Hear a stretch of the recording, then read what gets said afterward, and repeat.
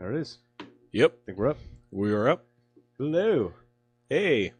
Welcome back. Welcome to Spoilers, man. We're a week early. Oh, what? This is what? So awkward. I know. Some things happened. Yeah. I had a meeting to go to for the parent-teacher type of stuff last Mhm. time, so we couldn't. Wait. We do this every week. We record, Yeah. and it's just broadcast. Damn it. Yeah. That's fine. Who cares? So we're giving you, you're going to get one next week. Yeah, double whammy. Double whammy. Max Payne just released, I think, this morning. Yeah. So if you haven't seen the Max Payne video from last week, that's on our Facebook. That's Spoilers Show, which we're broadcasting from now. Yep. Obviously, it's also available on the podcast RSS feed, which is on our website, ratpackpodcast.com/spoilershow. Or spoilers. Mm-hmm. They both take it in the same place. Yeah. Yeah. If you're going to go to Amazon, no, not yet. Too soon. The movie you're doing this week is 16 Blocks. Yes. Adam picked this. Bruce Willis has a new movie coming out this week called Death Wish. It's the Death Wish remake, Very excited. directed by Eli Roth, Yeah, man. who you just heard on ID10T. ID10T. Uh-huh. Yeah, the newest rendition of Nerdist. Did you like the interview? I did. Maybe interested in horror? No? Still no? No, well, his type of horror is a little different. I am curious about, was it a Green Inferno? The Green Inferno. Yeah, I'm curious. I do want to see that now, just based on what they were talking about. Do you know what it's about? No idea. It's about a group of college documentarians. They go into the South American jungle to film a tribe that's never been... This tribe has never met people from the outside world. Oh, is it a can of Coke falls from the sky? Oh, no. That's okay. something else. All right. They get there, and then they realize, holy shit, these guys are cannibals. And it's fucking gory as hell. Oh, my. Yeah. Eli Roth always has real gory shit. Okay. So I'm wondering... I was a fan of the Hostel stuff. I did enjoy the Hostel He things. did do Hostels? Yeah. Both 1 and 2. So I'm curious how gory Death Wish is going to be. Apparently not very. Based on the interview, anyway. It seems that they're trying to not make it so crazy. There's certain things in the first movie they didn't put in this movie just to make it have a little more mass appeal. Mm-hmm. Bruce Willis was great, apparently. I'm more excited now to watch it. Do you remember that part of the interview where they said Bruce Willis, when he first fires a gun, he's like, yeah, I got this. And then they were like, well, Bruce, your character has never fired a gun. Yeah. So you got to pretend like you're shocked or you don't know how to do it. Yeah. And he's like, oh, okay. Yeah, you can't John McClane this, man. Yeah. You gotta... Whatever his character was from Unbreakable, that's more the character you have to play, where you're kind of like a... I've never done this. I don't know what to do. Yeah. Yeah. Mm-hmm. Yeah, apparently, he gets his finger caught in the slide of the gun, which is nice. It looks like it's going to be entertaining, and it sounds like it's going to be entertaining. The preview, I was sold. After the interview, now I'm more sold. So I think this is going to be a theater one for me. Nice. Yeah, because a rare theater appearance. I used to go more often when my company would give me free tickets every year for Christmas. Like, hey, here's 2 tickets to the movies. Like, oh, I get to watch 2 movies this year. But I'll go by myself. It's fine. Yeah. And that hasn't happened in a while, so I haven't been. I did see the Star Wars when it came out. The Last Jedi? The Last Jedi. Okay. I did see that one. I think I saw Rogue One also. I think we gave our little mini review on Last Jedi. I think so. Yeah, I think we did. Yeah. On this pregame. Oh, yeah, that's right. Yep. Yeah, we did. Yeah, a non-spoiler version, which I guess we could spoil now, but nah, it's too long. Who cares? It was fun. Yeah. Yeah. So, are you gonna watch Death Wish? Now that you have your I finally have my movie pass. How many times have you used it so far? Twice so far. Twice. Okay. So my first ticket was 50 Shades Darker with the missus. Well, okay, that's fine. Fine. That was our Valentine's Day movie, right. Valentine's weekend movie, and then Annihilation was the one I just saw last weekend. So this weekend, the Queen Amidala. Yes, Natalie Portman. Yeah. This weekend I'm going to watch Death Wish, and there's another one that's coming out this weekend. Oh, that Jennifer Lawrence movie where she's a Russian spy called Red Sparrow. Oh, okay. Every movie, dude. I saw a trailer when I saw Annihilation. It was for a movie where there's like a bank robbery, but then like a massive like level 4 hurricane comes into town. So it's like the cops chasing the bank robbers while they're dealing with hurricanes. Oh no! It looks ridiculous, but I'm like Gerard Butler one, where it's like GeoCities or something. Oh, Geostorm? Yeah, I saw that last year. Oh no! Well, this movie, it looks stupid, right? Like the description's stupid, right? Oh yeah. But with a movie pass, I'm like, fuck it. Yeah, I'll check it out. I'll movie pass it. But that's the only thing holding me back from getting it is that I'm going to start watching stupid movies, and I reserve my stupid movies for spoiler show for you fine Facebook watchers. But if you have a movie pass too, we could do a maybe a new movie. Yeah, for the fans. Damn it! You know what? I'll all right. Once we're done here, help me set it up, and I'll get it. I'll get it tonight. You know what movie we still have to do? That we did. Remember, Olympus Has Fallen. We have to do London Has Fallen, and then We never did that one. no, we never did it because there's a third one coming out. I don't know when. Okay. It's I think it has something to do with Air Force One. I think Air Force One gets hijacked Air or Force One something. has fallen. It's some or the Angel has fallen. POTUS? It's something like that, right? Okay. And they interviewed Gerard Butler about it, and he has like a straight like face, like, yeah, I think this is our Logan of the franchise. Like he was that serious about it. No. Yeah. No. You like Logan? Oh, I love Logan. Okay. That one got And you know how right? and you know how I feel about superhero movies. Because this was not. I mean, it was superhero-y, but it wasn't. Well, it's because I like the X-Men. I told you before in the past. Yeah. I like the X-Men movies over the like Marvel, like Captain America, Iron Man, Thor. But we did movies. the Wolverine Origins, and you were Oh yeah, super anti. I didn't like that one. Okay, that's fair though. Yeah, Logan's nominated for best screenplay, best adapted screenplay at the Oscars. It's incredible. Yeah, it was very nice to see Stewart play that way, where because I mean he's always like a bigger than life. He's pretty much he's a god. He's either Professor X or Captain Picard. Right. He's one of the two. Right, and they're both godly people. Yeah. God realm of status. Yes. Not like they're religious, but and then Green Room I started watching, which he was also kind of like a badass. I didn't get to finish it because my girlfriend was kind of like, "There's too much stress. I can't take it. We got to turn it off." I'm like, "I'll get back to it later," and I never did. So, but he always plays characters that are just powerful. In Green Room he's great. Yeah. Oh man, I gotta finish that. In Green Room, I think I already know the answer. Okay. That's not a horror movie, right? Green Room. It's a thriller. Oh yeah, it's a thriller. Okay. It's a suspense thriller. Okay. It's because some people consider it like a horror-ish movie. Nah, just because you have bad things happening to people doesn't mean it's a horror movie. If it's a horror movie, it's got to be like, for me, it's, I think we talked about this, but it's like got to be like supernaturally or something where it's just, it's very hard to explain what is happening besides saying, oh, it's a horror movie. Yeah. if horror movies are the way you can describe it, then it's a horror movie. If you can say suspense, it's not a horror movie. Okay. In Green Room, did you get to the scene where the guy stuck his arm out and they were slicing his arm off with a knife? When they have him trapped in the green room, he reaches his arm out to try to grab the gun, and they start slicing his arm off. I think that was the turn off moment though. That was the for her. Where she had to she couldn't do it anymore. I was like, come on. That movie's great, dude. Yeah, I absolutely love Green Room. I get it. I mean, not everybody has the kind. I mean, I don't think I could get her to watch Hostel with me. There's no way. It's a certain kind of. I don't know. I'm sure it's because I'm damaged that I can watch that kind of stuff and enjoy it. Yeah. But I don't know. I'll get to it.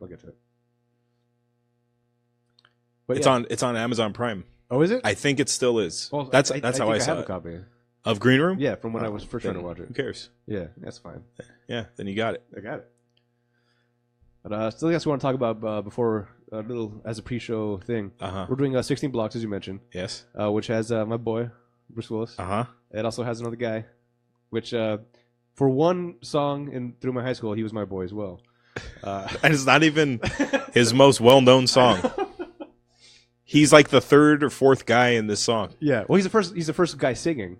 Well, I know, but first verse. But I mean, so, he's like amongst others credited. Yeah. Would that be a Nate Dogg song, or is it Pharaoh? Yeah, it's Nate Dogg, Mos Def. It's the oh no, this kid has so in 7 weeks bro. Yeah, so Mos Def is in 16 Blocks. Yes, Mos Def. Mos Def is in 16 Blocks. Yeah, man. So we just wanted to talk about our favorite like songs or hip hop artists from that era. I guess because when we grew up in high school, that was an era. See, when we were kids, it was like gangster rap, right? So when we were like 7, 8, 9, I got in right after gangster rap. It's like Ice Cube, Dr. Dre, Biggie. Dr. Dre was, I think, my first introduction into rap. The Chronic 2001. Oh, Oh, okay. Yeah, 'cause remember Bubble? The Bubble had me outside of all these. Yes, things. that's right. So that was a great album. It was Dr. Dre with the Chronic 2001, right? 2000? Yes. And Eminem's CD, which I got through friends because there's no way. Yeah, there's no way you could get. Yeah, it was one of those CDs that was burnt by high school students, and then sticker stamped on it to make it look authentic, but it wasn't. It was like, yeah, this is obviously a sticker. Yeah. But yeah, man, and it just like I enjoyed it because of what I thought was the talent of the writing and the rhyming and whatnot. Because other stuff that I heard, other rap kind of music, I just like. I remember having heard Ice Cube and being like, all right, it's not for me. I'm still not a big Ice Cube fan. I never really was. Because there was nothing really super creative about it. Just, we'd be clubbing, yeah. Like, all right, yeah. What an immense talent. Yeah. But then you got like Eminem telling his stories is like, and that was crazy impressive. I thought my favorite Eminem song off of I think it's the Real Slim. It's his second album. The Marshall Mathers LP. Yes, my favorite one is the. First album as in what? I mean, Infinite was technically his first album, though, when he sold out of his trunk of his car. Well, I mean, I think it was Marshall Mathers, then it was Slim Shady. So whatever the second one was, yeah, for when he became well known. Yeah, is that the one with I'm Gonna Kill You? Yes, yeah, that's the second one. Yeah, my favorite song off of there is the "'Cause I am whatever you say I am." That was deep, dude. Yep, that was real deep, and the video itself was also pretty impactful. But yeah, I used to every single word off both of those albums. I knew them all front to back. Yeah, and then I went into the whole. This is back in the Napster days when then I went to his even earlier stuff, and I was like, man, this guy is crazy impressive with the way he can tell stories and whatnot. I liked that kind of hip hop, and then my high school friends introduced me to like underground hip hop, like indie hip hop. Okay. Groups like they're not indie or underground anymore because we're how long ago was high school for us? Like 16 years ago. Oh my god. Yeah, so they're more well known now. Like groups like or I don't know if you know them. They're Most Def at one point was considered like underground. Okay. There was Immortal Technique, this angry Puerto Rican guy. Okay. He was like an underground well known guy at one point. What the fuck's his name? My friends are like in love with him. He's a white guy. He's from Rhode Island. Okay. Crack Pipes, that guy. Sage Francis, nonprofit, that guy. Just all these names, they got me into that, and I went down that well. And I don't like music. Right. I just listen to podcasts all day. I don't listen to music anymore. Yeah, as you should. But back then, I went down this, like underground hip hop hole. And at like house parties, because you know how you're not 21 yet, so you have to go to like house parties with your friends when you're like 19, 20. I would talk to people like, oh, do you know who this is? Oh yeah, if you like them, you should listen to the Visionaries. What? The Visionaries? Who's that? So then I heard them, and I'm like, oh shit. My limited hip hop knowledge is because of my sister, because she's a huge hip hop head, and she goes to all the underground hip hop shows. Or Living Legends is something that she's really into. The Grouch. There's another guy that he started blowing up, and then he's like, underground's like, man, you're out of here. You're making money now, which I cannot understand. If these are people that you enjoy, do you not want them to be successful, or you want to keep them down so they're entertaining for you? At a certain point, that's just like, that's really fucked up. Is it not? So the whole argument of like, you fucking sell out because they're making Merce is the guy. Apparently, I'm not really familiar with them. Okay, but I get what you mean. Like, they're now famous, so they're considered sellouts, right? Right, and they're like, fucking no, sold out. We're not listening. We don't got your back anymore. Yeah. Like what? So I go to all of your shows, but as soon as you start making some money, like, all right, I can't. Maybe because they can't afford the tickets. Maybe being appreciative underground means you're in a certain type of bracket in which you can only afford to go to the underground shows. Maybe is that possibly part of it? Is that I like it's classist of me somehow? I don't know. I just don't get it. If you enjoy something, you should enjoy it. And you would want the artist to be successful because you like them that much, right? I remember Metallica when we were I think 6 or 7 years old when it came out. Their Black album, Metallica. When that came out, people called them sellouts because they had like 2 like ballad songs on there. And they weren't like Metallica-y. Okay. So people started calling them sellouts, and their response to that is, "Yeah, we sell out every arena we go to. Thanks." Right. When they get called sellouts. Yeah. But that's how I am with the superhero stuff. Okay. I grew up reading Doctor true, Strange and Daredevil, and now everybody knows them. So I'm like, fuck these comics, because like that was my thing. No one knew about it except for me and my loser friends. Okay. So is it part of it that it's something I know about, nobody else knows about, and there's a little bit of pride to that? Yeah, that's a big part of it. Wow. Like the director Kevin Smith.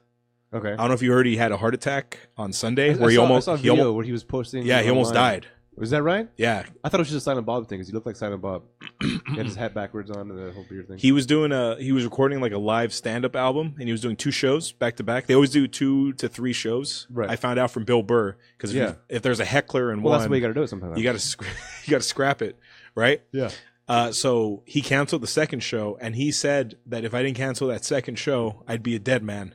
Wow. They had to operate on him like immediately. Jesus Christ. And anyway, so Kevin Smith, I got a lot of my friends into his movies, like Clerks, Mallrats, Chasing Amy, all that stuff. Okay.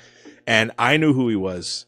And then nobody knew who he was. So I kind of have that power. Like, yeah, I know. You don't know who Kevin Smith is? I see. And then he became more well-known because of his podcasts. Yeah. And he became more well-known and famous. And out of nowhere, I was like, fuck Kevin Smith. Wow. Just because now everyone likes him. So I'm just kind of like, whatever. Move on to the next guy. I guess that's why I don't understand it, because I'm not built that way.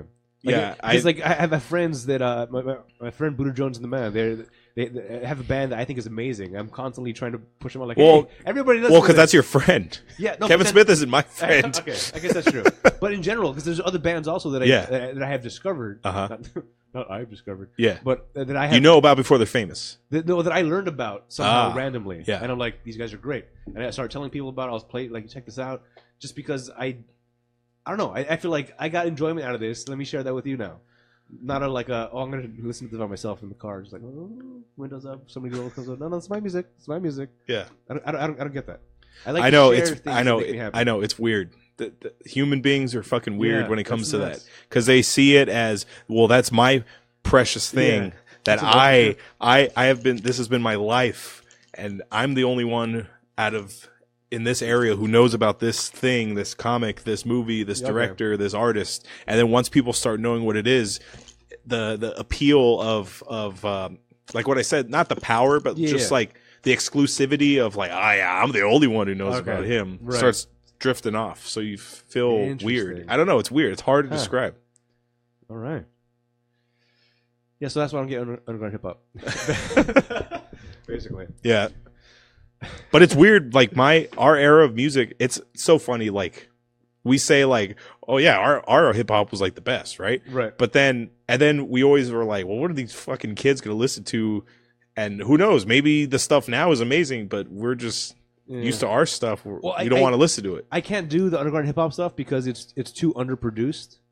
Oh, you like quality sound, and the sound needs to be appealing to my ears. So if you got the background track, which is just like 2 beats, just boom, boom, boom, boom, and that's like the entire thing, and it's like, and it's like boom, boom. That's like the bass line, and then the rapper comes like, "Hey guys, I'm gonna talk about some things." It's like he's too high pitched, and that's too low. They don't mix well. Yeah, there's a little bit of a graininess to it, which I guess may be good. Oh, is this Vince Vaughn explaining it? Is Vince Vaughn explaining the track? It's too high. Yeah. So what kind of music are you trying to make? Is it a low sound? Because I mean, it starts off kind of low. You have the kind of low vibe, like, oh, it's going to be low sound. And the guy comes in, he's too high strung. Maybe he's had too much coffee. Maybe he's doing some little bit of drugs. I don't know, some little nose candy. You know how people do in the shows. And then now he's coming in too high, and the music's too low. So like, so where's the middle ground come? Then somebody else comes in. The guys in the background just like, yeah, and they're in the middle. So now we got the low, the up, in the middle, and it's just too much happening at one time, and I can't enjoy it because all I'm thinking about is what sound are you trying to make? And it's not a sound for me. I need a harmony, a melody, things to be coming in and out the way they're supposed to, not just all like, here's a bunch of things. Yeah. You like the low? Good. You like the high? Great. You like the medium? Great. At the same time. No. Let's get it all. Yeah. Let's all get it working together to make one cohesive sound and provide one feeling versus I gotta adjust my mood now based on the music, like coming in like, here's what I'm expecting, and then that comes in. I know this is going off topic, but Vince, I'm sure we've mentioned this in the past in the Vince Vaughn movies. Like, those are probably improv, right? Like his rants. Like the Wedding Crasher. Is she too close to my face? Am I too like that whole thing? Do you think when I don't think if you tried to write that, I think you would screw it up. I have a feeling it's improv, but do you think the director ever has to stop him? Like you know, the whole Christian Bale thing, how he was in the shot. Yeah.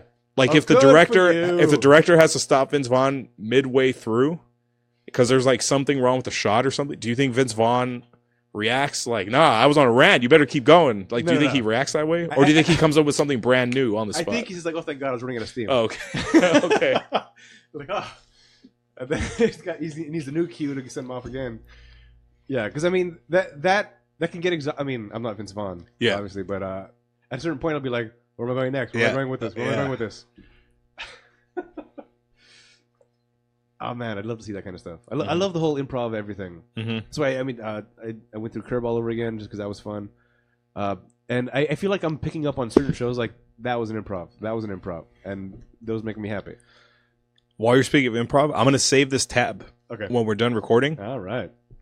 It's a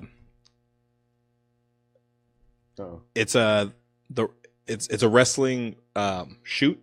Okay. So you know how you learn more and more about wrestling from me? Remember I showed you the video where Stone Cold said, Austin 316 says I just whipped your ass. Remember I said he made that up on the fly? And you're like, that's incredible. His whole career. Yeah. It's based off of just an improv.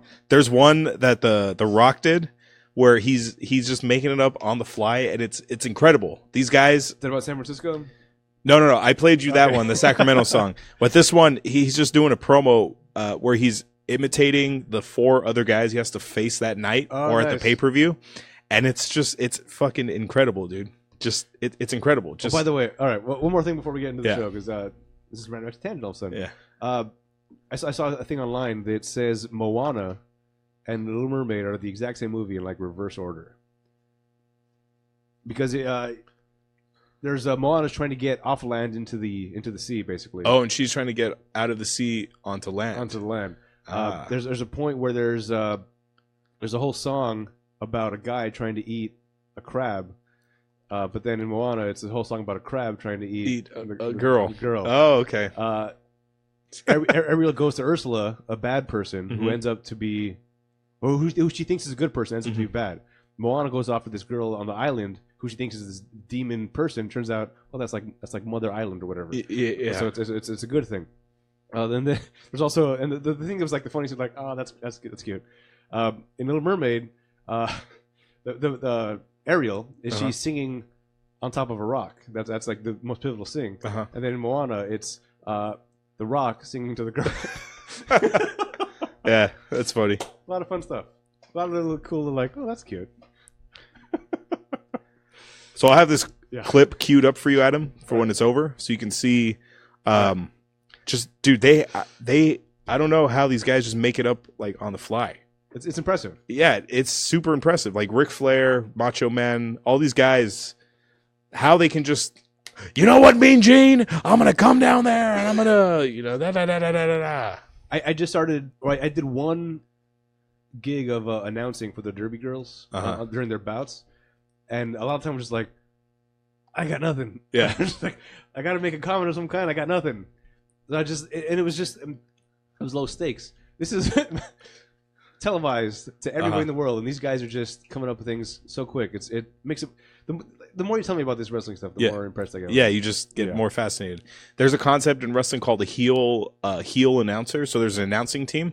Okay. And the heel announcer they always root for the bad guy, like no matter what. And I remember WrestleMania 8, Ric Flair came out, and Bobby the Brain Heenan, who just died recently, like within the past 6 months, he was the heel announcer for the show. So Ric Flair is coming out, and he's just fucking just balling all over Flair, and he's on the fly. He's going, if you want to be fair to Flair, only a man as fair as Flair is. And then his partner Gorilla Monsoon was like, will you stop? Like their banter was great, but just like how these guys just fucking come up with this shit. And Vince is like incredible at coming up with shit too. You should announce with me, man. Huh? You should come announce with me one other time. I'll be the heel announcer? Yeah. We'll both go at it, man. I feel like you have enough background in that kind of world. Not the Derby's like wrestling, but it's the same kind similar. Of excitement. Yeah, it's I mean the theatrics of it are similar. Yes. Yeah. There's not any kind of pre-planning with this kind of thing, but similar vein. Yeah. I would think. Yeah. Sure, I'll give it a try. All right, fantastic. So we're gonna talk. It's on record. So we're gonna talk. We're gonna talk 16 blocks now. Yeah, 16 blocks. Wow, that was a big intro. Was it? Holy shit. That's fine. All right. This will be a quick one. Yeah. Oh, is that a preview I don't know. of things to come? We'll see. All right, and here we go. Hello out there in podcast land, and welcome back to Spoilers, your bad movie review show on the Rat Pack Podcast Network, where your hosts have lots of opinions but zero credentials. Each week we watch a movie, usually a bad one. We crack a couple jokes, we give you our insight into the film, and we play a couple games at the end. I'm your host, Hollywood, and I'm joined by my co-host, Adam. Hello. Just Adam today. Yeah. No Maestro. This week we were watching 2006's 16 Blocks. 2006? Oh, no. That's fine. Okay. We were watching this movie because Bruce Willis has a new movie coming out this weekend. Death Wish, the Death Wish remake by Eli Roth. This is a reboot? It's a remake? It's a remake. Okay. Yeah.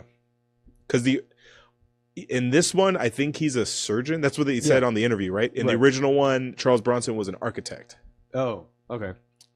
And I got to watch this one because I've seen all 4 Death Wishes. Oh, is that right? And the first Death Wish is like the first Taken. Like it's a legitimate action movie. Okay.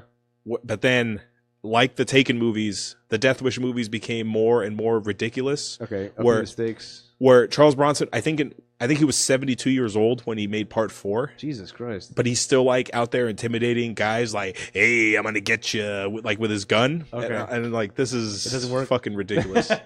And my dad, his favorite actor was Charles Bronson. One of his it was Kurt Russell and Charles Bronson. All right. And I noticed something.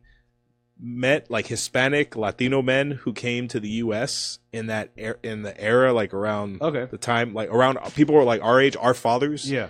For some reason, Charles Bronson is like their guy. Like my friend who does chili cook-off, his dad's favorite actor was Charles Bronson, and my 2 best friends, their dad's guy is Charles Bronson. I have a theory.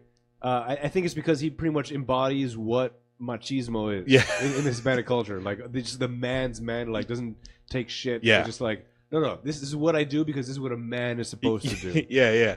That's very big in Hispanic cultures. The whole machismo thing. Yeah. And Charles Bronson is that. He's a poster child for that. And that's what Death Wish is. The original Death Wish. Yeah. It's in the Take and Pell 1, 2, 3 era of New York, where it's just a shithole. Okay. And his wife and daughter are raped and terrorized by these like gangsters. The cops aren't going to help me. I'll take care of it myself. And that's the whole thing. He becomes a vigilante. Well, you saw the trailer for the new Death Wish. It's pretty much the same concept. It looks good. Looks fun. I love revenge movies. Yes. Any kind of revenge movie, I'm all about it. With the exception of last week's. Oh, Max Payne. Max Payne. Yeah.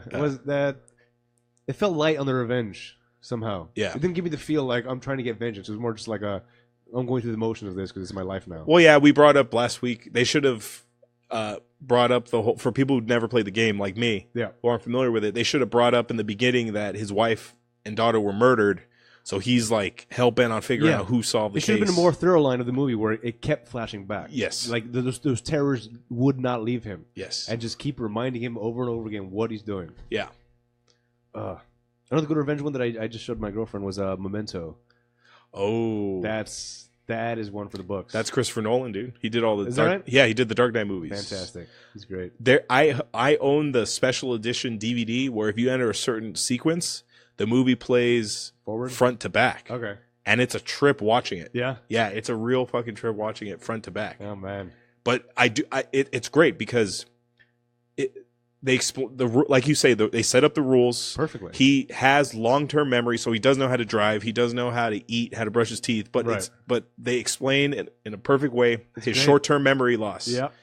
Excuse me. Yeah. Everyone he meets, he's like, "Hi, I'm sorry, I'm probably doing this, but have we met before?" Yeah. And then it's, "Hi, sorry, it's fantastic." Lenny. Yeah. Oh, that's good. And the tats. It's like brilliant. The clues. Everything's brilliant. Yeah, that's a great movie. Yeah. So this movie, 2006 is 16 Blocks. It's directed by Richard Donner. Richard Donner did Superman, the original Superman movie. He did all 4 Lethal Weapons. He did The Goonies. Okay. So Richard Donner, not bad. Well-known guy. He also co-created the Tales from the Crypt TV show, one of my favorite shows when I was a kid. And this movie stars Bruce Willis. Yeah, man. He's back. He's back. I remember this was. I feel like for me after a break that he hadn't been around in a while. Like I think Hostage was there, but it wasn't like okay. Back in this kind of genre where it's action. Yeah. Before this, I think was Hostage, which was, I mean, it was a little suspensey, but it wasn't like it wasn't Die Hard level of action. This one they tried to bring in some Die Hard action. Oh, dude, I have a take on this movie. I have a take on this movie. All right. This movie stars Bruce Willis, Mos Def, David Morse, Jenna Stern, and Casey Sander. Wait, Yassine Bey, by the way. That's Mos Def's real name. Is it really? Yeah. Okay. Mos Def is his hip hop stage name. Yeah. I've never heard that. I've never seen that name. This is the first time. And as we explained last time, during if you put as Mos Def in the IMDb credits, that means that's what they used to be known as. That's what they were. Yes. Yeah. Let me read you a brief synopsis. We'll go from there. It's David Morse, right? Yes. Yeah. He's a good one. He's in. Well, he's not a good one. He's in a lot of stuff. He's good for these kinds of movies. I know him best in The Rock. He's Ed Harris's like second in command in The Rock. Sergeant. Yeah. He's also a negotiator. That was a big memory for me as well. Yeah. He's in a ton of things. David Morse. I think he's like a master and commander or something. Or we should look up David Morse, man. David Morse, man. I'll let you a brief synopsis while you look him up. Yeah, you got it. The synopsis for 16 Blocks. An aging alcoholic cop is assigned the task of escorting a witness from police custody to a courthouse 16 blocks away. There are, however, chaotic forces at work that prevent them from making it in one piece. I ask this every week. I think I know the answer. Adam, have you ever seen this before? Absolutely. I never saw this movie before. Oh, is that right? Yeah. Oh, what a treat for you. So this guy's in all kinds of things, man. Oh, yeah. How many credits? He must have... Oh, he's in the Green Mile? He's one of the guards in the Green Mile? 94 credits. Hurt Locker, World War Z, Contact. Was he the crazy guy trying to sabotage in Contact? No, that was Jake Busey. Oh, damn it. That's Gary Busey's son. Man. Collaborator. Drive Angry. Oh, no. Have you ever seen Drive Angry? Was that Nicolas Cage? Where he comes back from hell to save his granddaughter? We have to do that down the road at some point. We have to.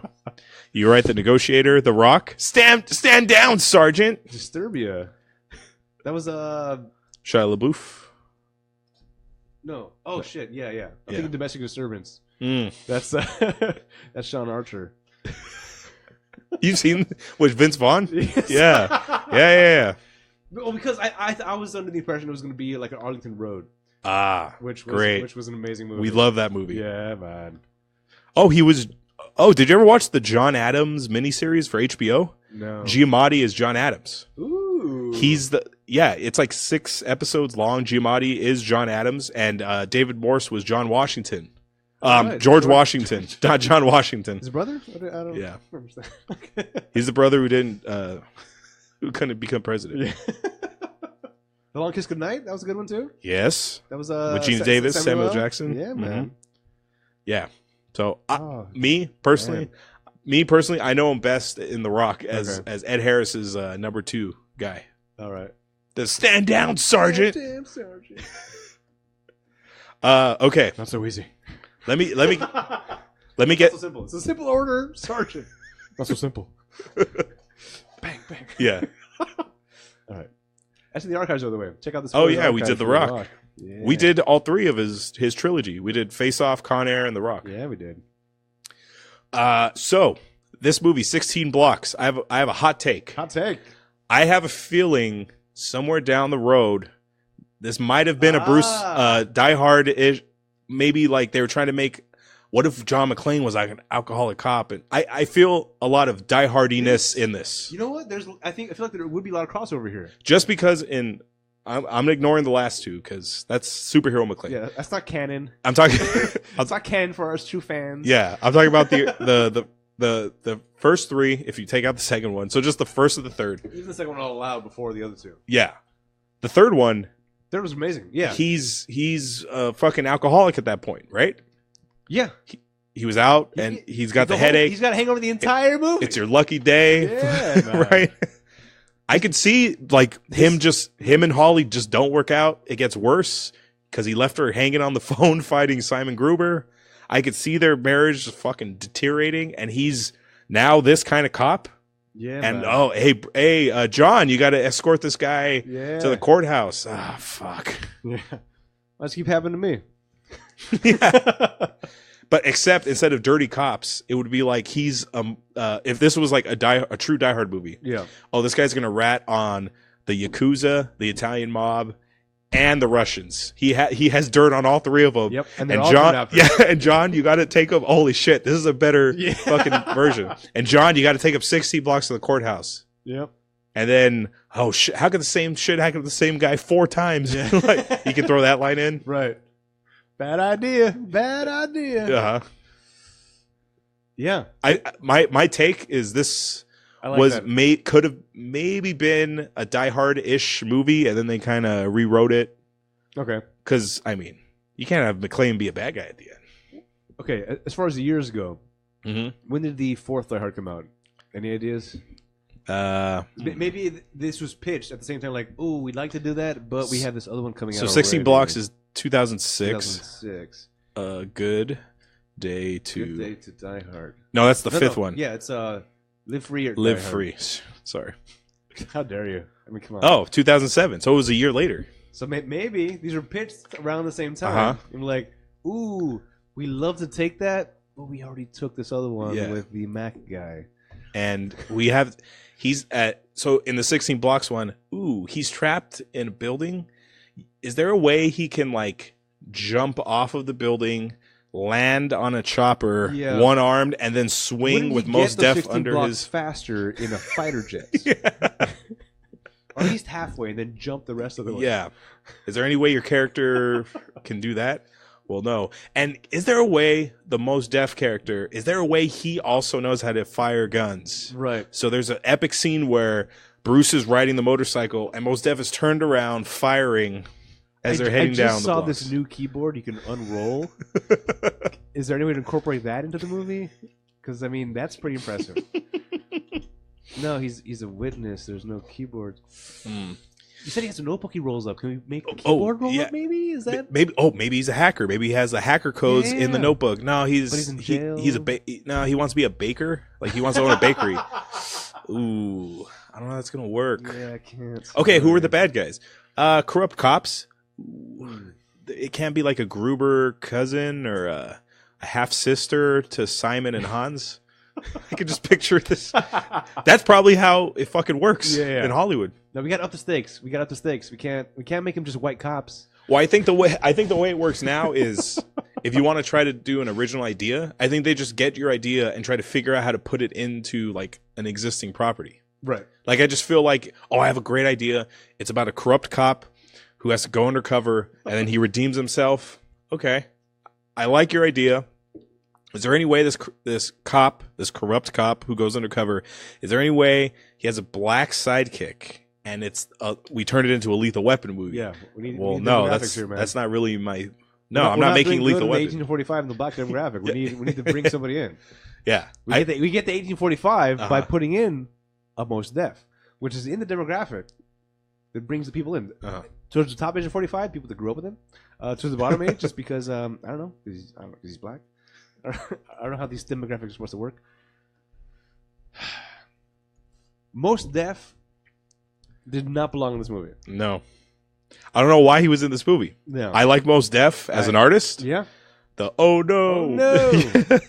Maybe they were just too afraid to So, hustle. For did you- a different? But so let me ask you this, Adam. Did you like him in Hitchhiker's Guide to the Galaxy? Absolutely. So you liked That him in was that? Okay. Because that character was a lovable character. Uh-huh. He was just kind of like, yeah, not really caring so much and just kind of like going with the pace and whatnot.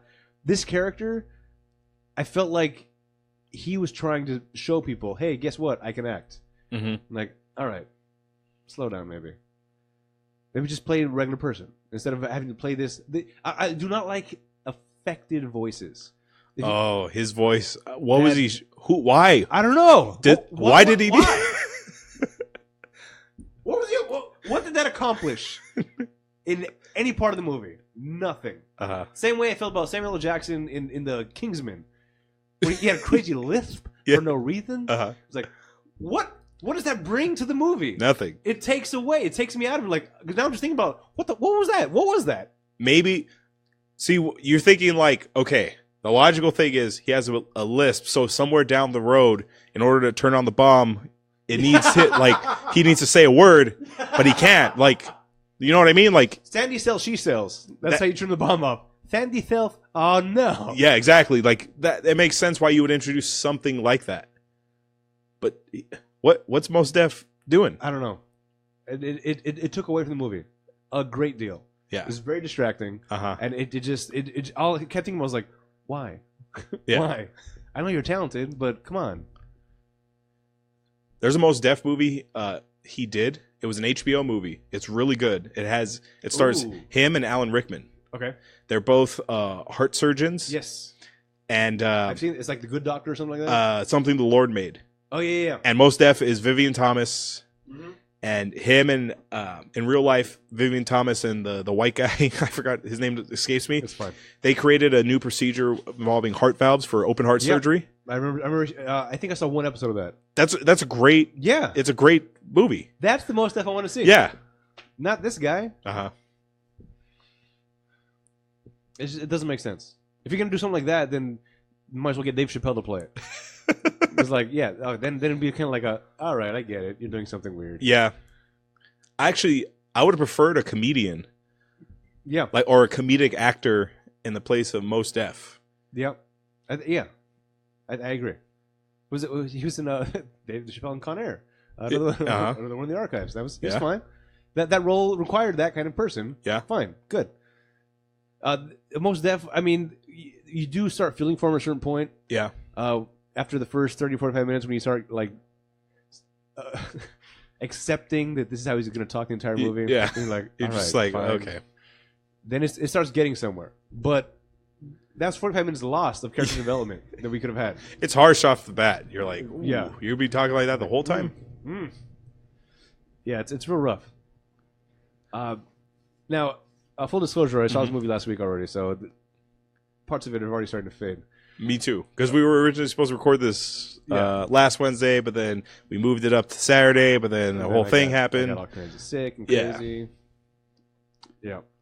But, so basically, it starts off, it gets into it pretty quick, though. I do enjoy that part of it. It starts off like Max Payne last week. It starts off with a scene.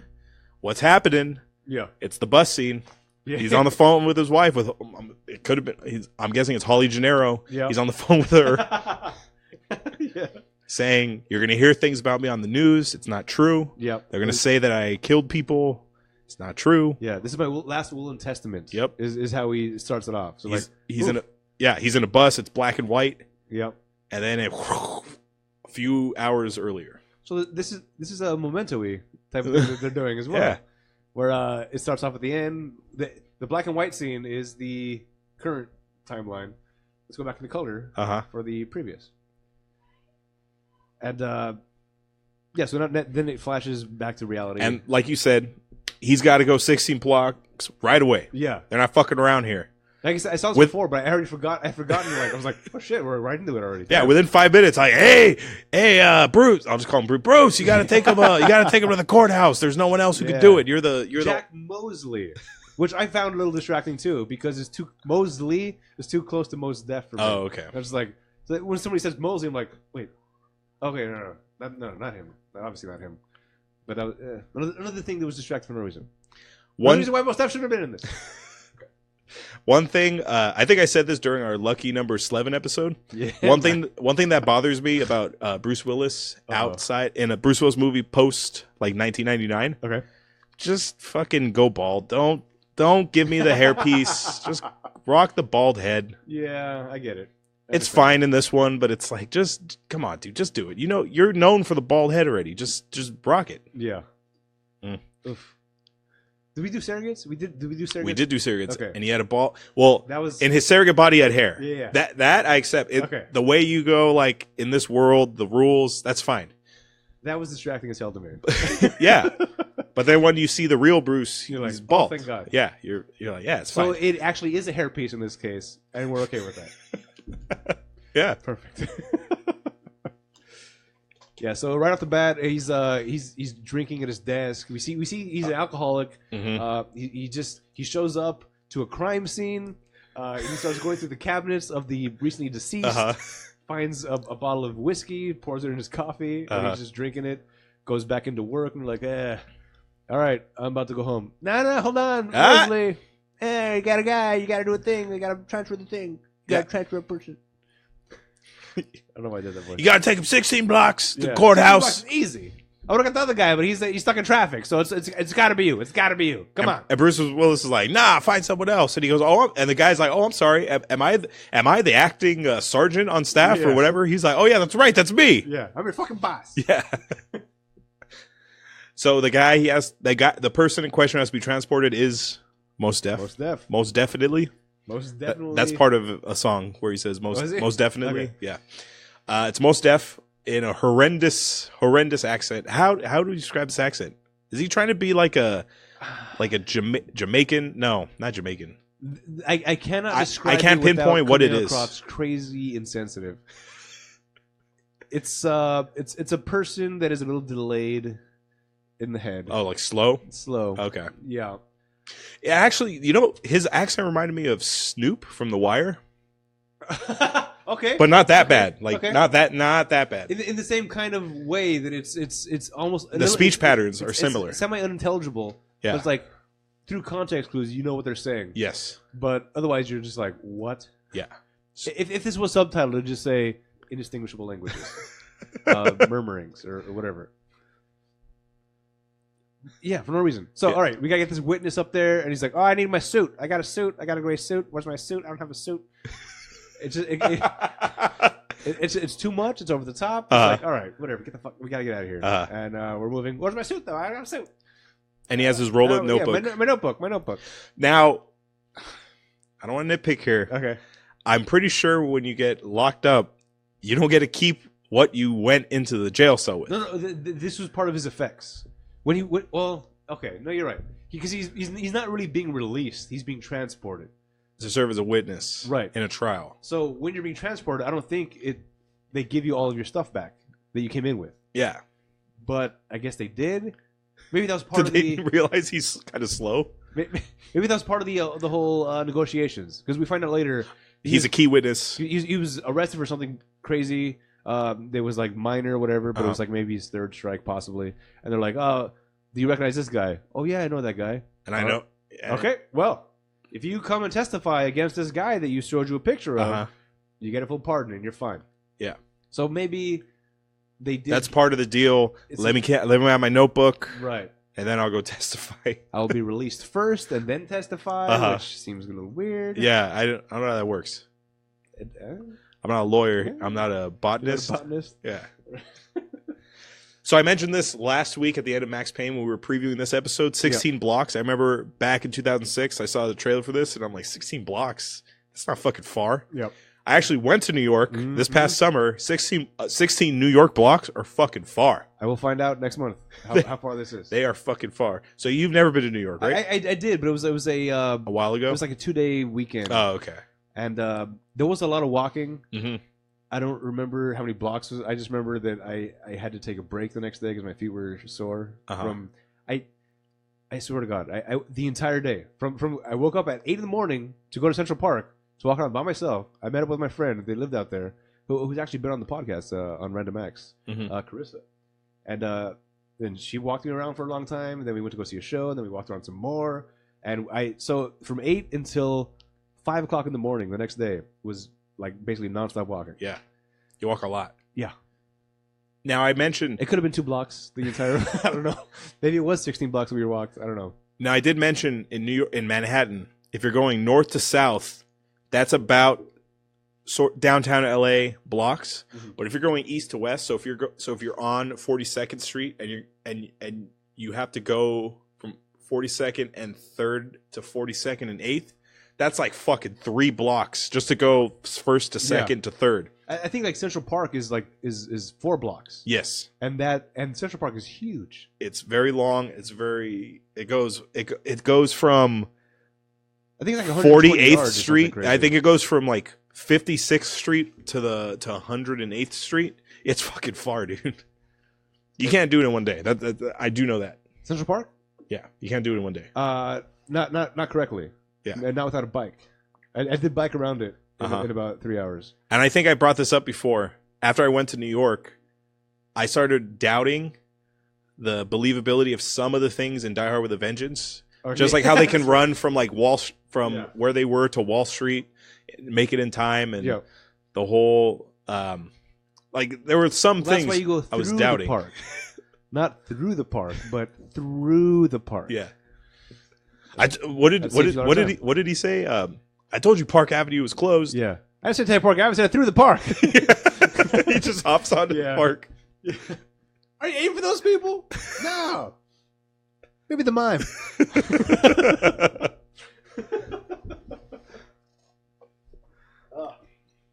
It's fun. So where are we now? We're still at the beginning of the movie? Yeah, so he has to go buy booze. Jesus Christ. That's fine. All right. Well, half of that was our pregame. Right. So we're fine. That's fine. So this guy's such a fucking alcoholic. He has to stop by. He has to get to the courthouse. So he takes him out at 10 a.m. He has to be at the courthouse by like 12 or 1 or something. 11. I think he gets. He has like an hour to get there. 8 or 9. Mm-hmm. They have like he has 2 hours or so to get him 16 blocks. Actually, I remember it being the exact length of the movie. Oh. I remember him saying like you got 90 minutes, and I looked at the clock like, oh shit, that's how long the movie is. Wow. Okay. Oh, so this whole movie is going to take place in real time. Yeah, I like that. Yeah. So Bruce Willis has to stop into a liquor store for a drink. Yep. I don't know if you remember this. He goes and he goes. It looked like a bottle of wine, but it could have been a bottle of whiskey. Because wine is not something that's not a wino drink. Yeah. Because unless you're getting a $2 chuck, in which case then I guess after a while you get a tolerance to it. It looked like a bottle of wine, but he was drinking it like it was whiskey. He buys it. Oh, I need my change. Oh, I don't know my change. Oh, let me go back for my change. Oh, let me whatever. Meanwhile, there's some painters come up and they're come up to Mos Def's window. Hey, let me in. I can't. I'm obviously in handcuffs. I'm in handcuffs. I can't. I'm gonna try really hard not to do the voice because, honest to God, without being insensitive, it's real hard to pull off. Turns out these guys aren't painters. They're there to kill Mos Def. Yeah. So they get the door open, and it looks like he's going to fire. This is when you get the hint of the John McClane. And then, bam! All you hear is a gunshot. The guy drops, and there's Bruce just standing there, gun in hand. The bottle of wine halfway down to the ground. It was brilliant. It's just like, boom, kicked into McClane reflex. Cop. Yeah. Drunk steps aside. Cop instincts kick in. Boom. Yeah. Got to rescue this guy. And then here we go. We're off to the races. And now we got to move 16 blocks. Yeah, man. And then this is when he brings him into a bar. He brings him to a bar, and then he calls it in. And then here comes David Morse. David Morse, man. Stand down, Sergeant. He comes in with a bunch of other cops. And that one cop, he's a known guy, too. He's like a... Which one? Batista? No. We talked about this last time. David Zayas, the guy, the Hispanic cop. Yeah. Yeah, he's from Dexter. And he's also from Expendables 2, I believe. Yeah, He was the general... He has a very well-known face. Yeah. They come in, and they're pretty much telling him, oh, look, here's the deal. This guy's going to testify against us, the dirty cops in the department, not including Bruce Willis. He's saying they're going to rat on me, they're going to rat on Tony, Joey, Billy. You want that? Just give it to me, and we'll take care of it. It's not a problem. Just do what you always do and get out of here.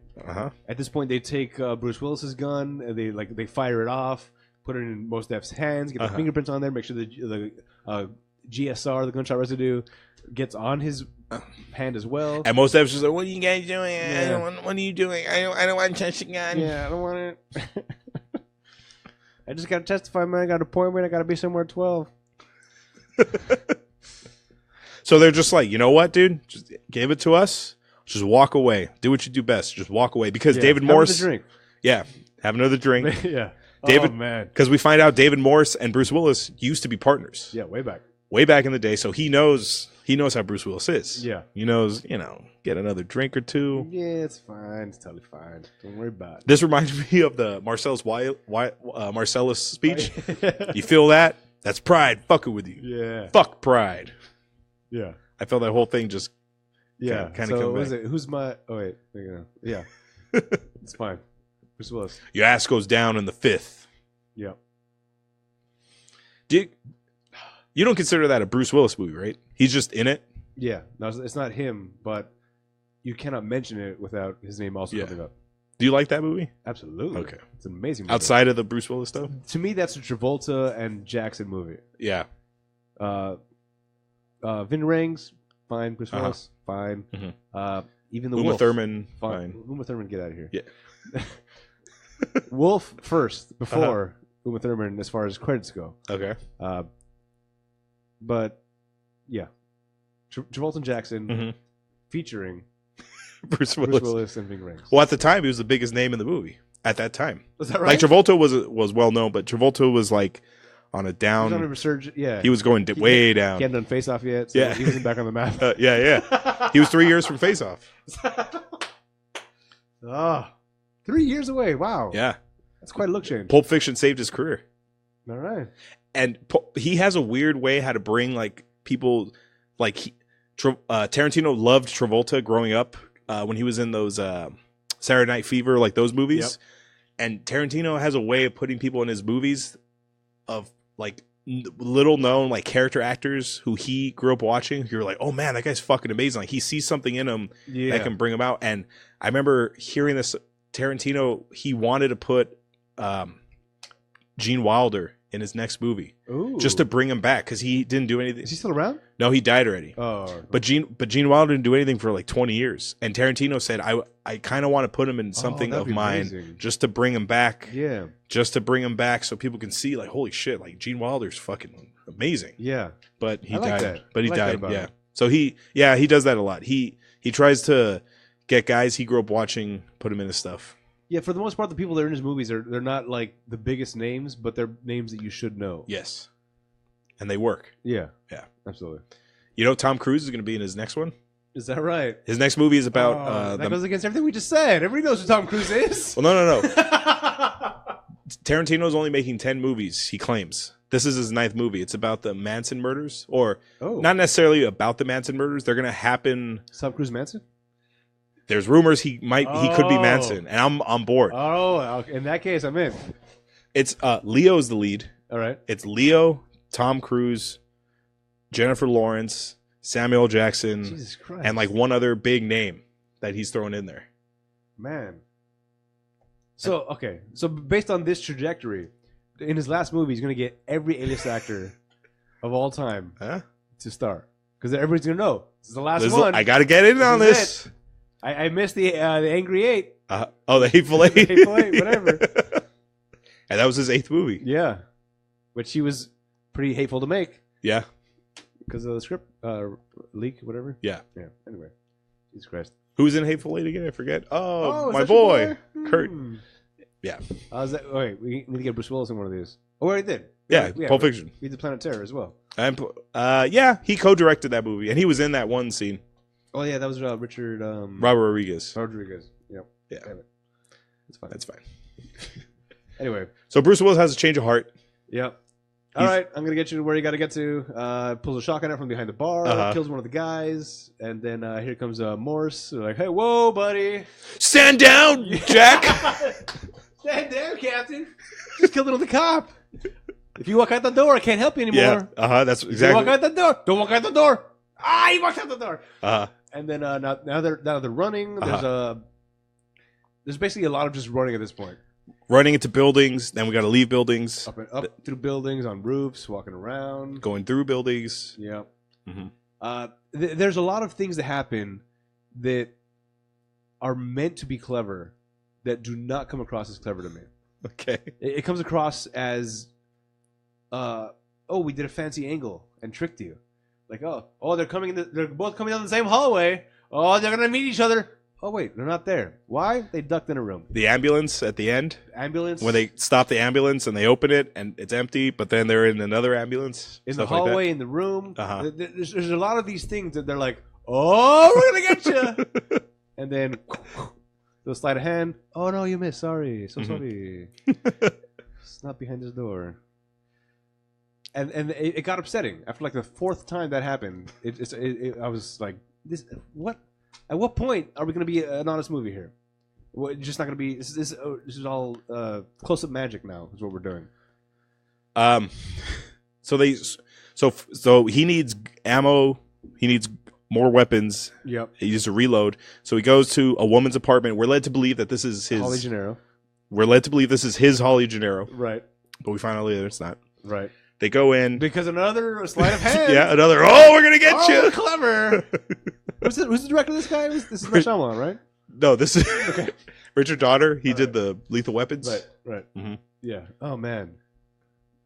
This was not good. It was all the things that as they happen. I know the reaction is supposed to be like, "Oh wow, ooh, you got me, good one." My reaction was like, "Really? Okay, really." Upsetting. Mm-hmm. Little upsetting. And Bruce Willis gets shot in the hand. He's injured. They got to go into another building, and they're gonna go. And the cops are searching floor by floor by floor. Bruce Willis calls the DA, and he's like, "What the fuck do I have on my hands here? Like, why the hell are they after him? You're running late. You got to be here by 10 o'clock. Yeah. I got your witness, but I'm being chased by the whole goddamn department. Yeah. Like, all right, we'll send people. And he tells them the wrong floor because he thinks there might be a mole. There's also another whole subplot here, which I think is admirable, where it's the whole fact of whether or not people can change. Because most staff is trying to tell Bruce Willis, they're like, "Hey man, I messed up. I'm trying to turn my life around. I messed up. I just want to be a baker now." There's one time I made a cake for somebody, and they were like, "Hey man, I really like your cake." They're like, "You know what? I'm gonna make you a cake every single time." That's pretty good. I didn't want to do it. Yeah, I know, it but feels weird. It feels weird. I know, but it works. Yeah. That's the whole thing. It's like, yeah, and then I made him a cake, and he was like, "This is the best cake." And like, you know what? For every year on your birthday, I'm gonna make you this cake, and you're gonna come and I'm gonna show this cake. Everybody has a birthday, Jack. Everybody's got a birthday. You're doing the name too. Is it Jack? Yeah, Jack. Yeah, the whole thing is like, I just want to make people happy, man. That's all I want to do. So yeah, it's like, no, I've read your rap sheet. You're a thug. You've been all doing this thing. You've been in and out of the system your entire life. It's like, yeah, but people can change, man. But you just gotta believe people can change. And he's like, I believe when I see it. Mm-hmm. And this whole thing, he's got a whole kind of concept in his mind about the higher powers type of thing. So then they go into the apartment. They knock on the door. "Hey, let me in, man. I gotta get in. We gotta get in this room because there's people chasing us. We're worried about ourselves." And then the guy's like, "I don't open the door for anybody." And it's he's a very famous guy as well. This he's another character actor. Yeah, super like Asian mobster-y kind of guy. Yes. In fact, I think he was in Lethal Weapon 4. Yeah, that was the one with the Asians. Dr. Ben or Ben. He owned the Chinese restaurant, or whatever. Oh, Benny. Yes. Benny. Yeah. With the gas. Yeah. Oh yes. Uh-huh. They let him in. They're talking like, "This was a sign, man. This is a sign. Let us in. He's sitting there, open door for nobody. But let us in here."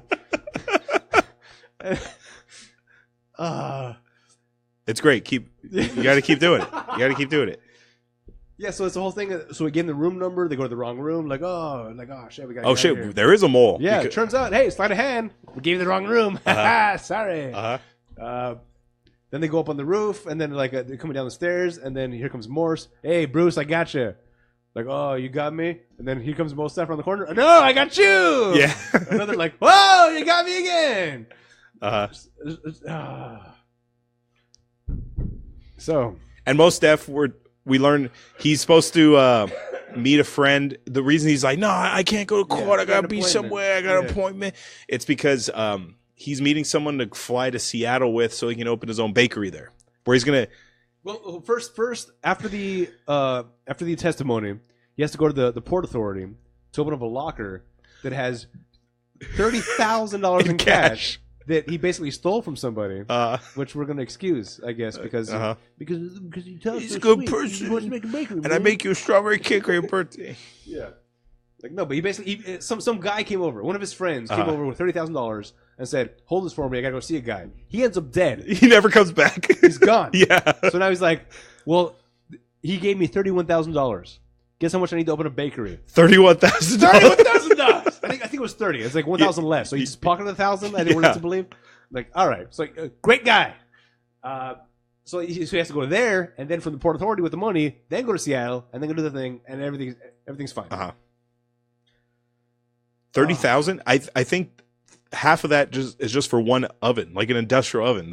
It takes way more than that to open a bakery. Deposit in Seattle if you're trying to make donuts. Yeah, isn't that like the donut mecca of the world? Is Seattle? I watch Kitchen Nightmares, and whenever Gordon Ramsay goes to these failing restaurants, these are like full sit-down restaurants with giant kitchens. Yeah. How much in the hole are you? 125 grand. Yeah. It costs like around that much to open a restaurant. Yeah. I don't know where you're getting 30 grand from. Well, there was another one that, shoot, it was investment, and people go to invest in people's places. John Taffer was part of it. It was Oh, yes. They would go to restaurants. Yeah. Yes. What do you need? I need 90,000 because I need an oven. I gotta pay my people more. I gotta pay some debts off. And they're like, we're not paying your debts. We're not doing the debts. You got debts. It's on you. All right. We're trying to bring business to your establishment. And then the rest, you just gotta work hard. Maybe I'll put in a butt filter. Yeah.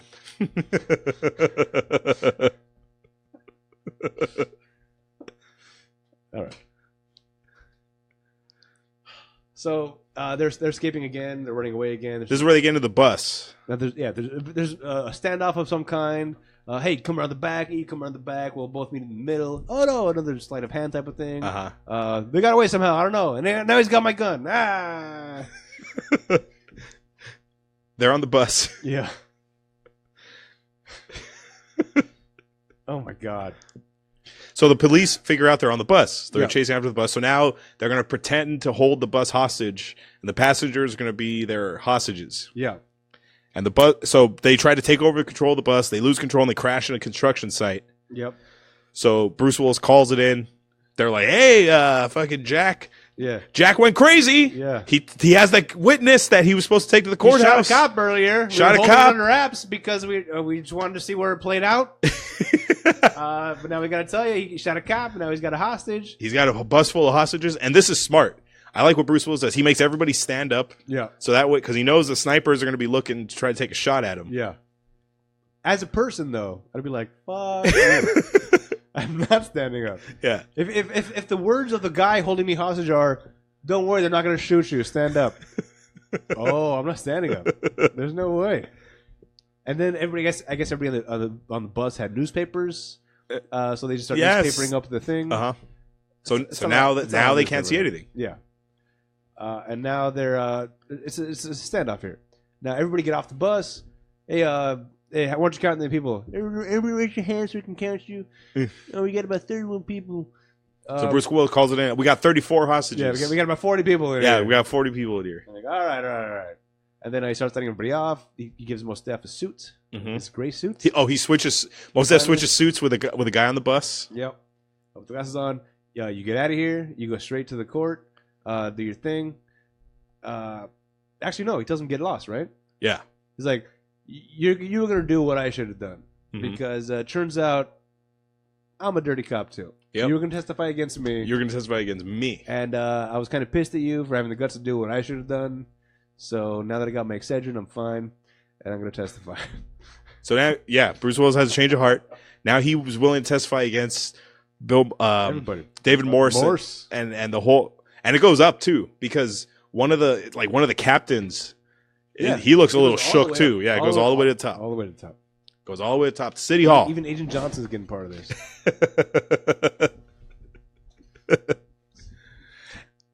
Oh. So this is where we find out. We go into more detail in the bus about the bakery because he tells this little kid who's like kind of scared. Right. He's like, "Oh, do you like cake? Yeah. I have it right here." And he opens his book, so we finally see what's in the notebook, and it's all his recipes. Yeah. I got right here a strawberry cake. Today's my birthday. Today's my birthday. Everyone's got a birthday, Jack, like what you said. Everybody's got a birthday. Everybody got a reason to celebrate all the time. And so he's carrying on again. I think I said this in Blair Witch 2. Yeah. You're carrying your whole fucking life on you? Yeah. See, I was expecting the way the movie was going. I saw it a long time ago. I already forgot about it. I was, for some reason, I thought the notebook was going to be the notes of everything that he was going to testify to. Yeah. So that's what I thought too. And then Mos Def is eventually going to die, and it's like so Bruce has to take the and then notes. Bruce finds in his hands, in his dying breath, Bruce, take this notebook it's for you. And then he takes it. He's like, "Oh, you won't be forgotten." Yeah. Opens it up, and there's records of every phone call, every bank transaction, and they're like, Hey, I got you right here. Yeah. Clear his name, everybody wins, and then everybody goes down. Mm-hmm. It's fucking bakery nuts. Yep. We're carrying this around the entire movie for this. Maybe it's one of those switch ups again. Like, oh, I thought you were. Oh, got you. Gotcha. And no, this was not a Shyamalan movie.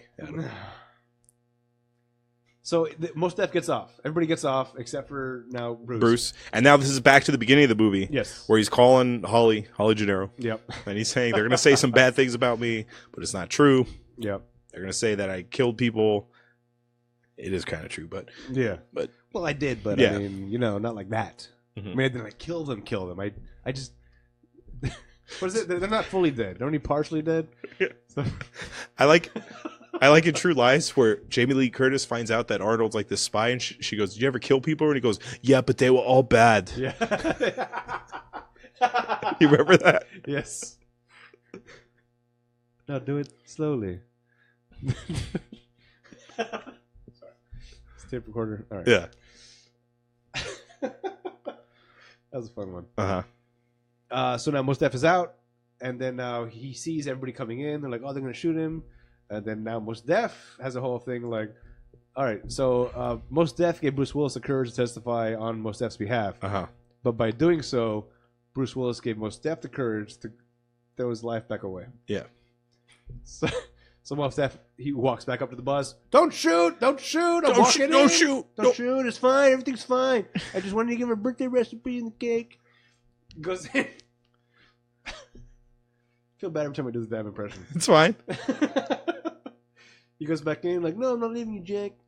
You saved my life. You believe in me." And David Morse wants to open fire. Yeah. But then he's told by his superior officer, "Stand down!" Damn, Sergeant. Yeah. Oh. So now they start the bus back up again. Which, by the way, has no tires. All the tires have been shot out during this previous chase. Yeah. They still managed to get down an alleyway. Mm-hmm. The bus stops. Tear gas comes in. SWAT comes in. Guess what? Another. Gotcha. They were about to get him. They were so close. They were so close to getting him. But then we got in. Where are they? Oh, the door's open. Oh, they must have went out that door. Whew. Okay, guys. They're gone. All right. We're going to have to figure out a new plan here. Yeah. Gotcha. And Mos Def is wounded in the shootout. Right. And wait, I think this is the point where Jack tells Mos. It's fine. Yeah. Bruce Willis tells Mos Def, like, "Hey, I'm going to testify before you get out of here." Yeah. So now Mos Def runs away. He catches a bus. He goes to the Port Authority, and he gets his money. And then Bruce walks in now to the courthouse, basically. Mm-hmm. And no, in the subway first. Oh yeah. Back to the Pelham. They're walking down the subway. Pelham. Yeah, the train. Yeah. And like, "I'm over here, Jack. What do you got? Oh, you thought you get away with it, huh? Nah, it's not gonna work out that way. What, you just gonna kill everybody that's involved, like you always do? Is that what you're gonna do, Morse?" I forgot his name. Frank. That's right. Mm-hmm. Not Frank. Yeah, but that time that we did that thing. Yeah, the thing we killed the people. Yeah, it had to happen though. That's just the way business is. And now you're gonna stick out your neck for this kid? Are you kidding me? I would have killed him. I was gonna kill all of you, or whatever. Yeah. Basically, Frank confesses. This is straight out of Negotiator again. And they get to the courthouse. They're about to shoot somebody. Bruce Willis reaches into his jacket to pull out a gun. Wait, it's a tape recorder. Oh, we got you again! Another gotcha moment from the movie. And plays a tape of Frank confessing everything. And is that enough? Is that enough to put these guys away? Yep. All right. Well, we did forget the scene with another gotcha was the ambulance scene because Mos Def is shot, so he calls Holly Gennaro, quote unquote. Right. But we find out that's his sister. Yeah. That was the moment. Like I think you guys should work it out. I think you had something special. Maybe you should just try to reestablish that. That's my sister. Yeah. Oh, gotcha. So David Morse figures out, oh, Is it? Somebody must have been shot at some point. Yeah, during that whole shootout. Got to find an ambulance. Let's find an ambulance. Oh, whose ambulance? The sister. Yeah. They find out where her ambulance is. They cut her off, and he goes. They go open the door, or whatever your name is. Yeah. Opens the door. You think Bruce is in there? Gotcha. And as the door opens, somebody else. Hey, different ambulance. And then this is where he tells him, get out of here. He goes to Port Authority. Yeah. And then he goes to the courthouse, so on and so forth. So now he goes, is this enough with the tape? Yeah. And then it cuts to months down the road. They're in a bar. It's his sister, Bruce, who's not in jail. I guess he got a full pardon for testifying. He testified against himself. What do you mean? You can't. Was it double jeopardy somehow? You can't incriminate. Under the Fifth Amendment, here's all the things that I did. I don't know. No, what botanist? What movie is it? It's a Kurt Russell movie called Dark Blue. It's about this corrupt cop during the LA riots. Okay. And Kurt Russell's like a shady fucking cop. Like he plants guns, he plants evidence, he does all this shit, right? All right. So he finally stands up to his boss, and when Kurt Russell gets a medal and when he gets a promotion in front of the whole LAPD, he says, "Yeah, me and Jack." That was his boss's name too, Jack. Oh. He goes, "Yeah, me and Jack, we ordered the hit of like gangbangers, and we did this," and everyone's like, everyone's like, they can't believe what he's doing, right? And he goes, "I'm willing to talk." And then his boss Jack stands up and he goes, "We are here for you. I know you're a drunk. I just want you to know that we're all here for you." So Kurt Russell's like, "No, Jack, you're going down. And I got it all right here." And he points to his head. He goes, "Somebody put the cuffs on me so I can testify against this piece of shit." So Ving Rhames is investigating him, so he arrests him.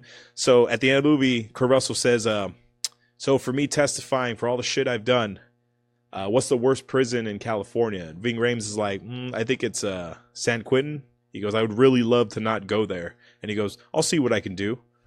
That should have been Bruce Willis in this movie. If he's as corrupt as it sounds like, yeah, to do what he always does, he so should it's a long history of this kind of bad behavior. He should be in jail. But no, he's at a bar, having another drink. It's fine. Maybe it's his birthday. Everybody's got a birthday. We got a birthday, Jack.